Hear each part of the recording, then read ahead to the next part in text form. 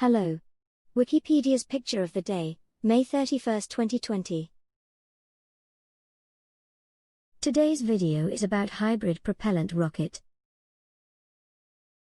A hybrid propellant rocket is a rocket with an engine that uses propellants in two different phases, one solid and the other gaseous or liquid. The concept can be traced back to at least the 1930s.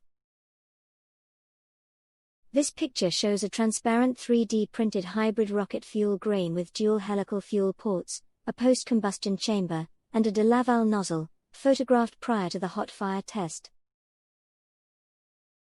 The motor used nitrous oxide as the oxidizer and Pyrodex pellets for the igniter. Thanks for watching.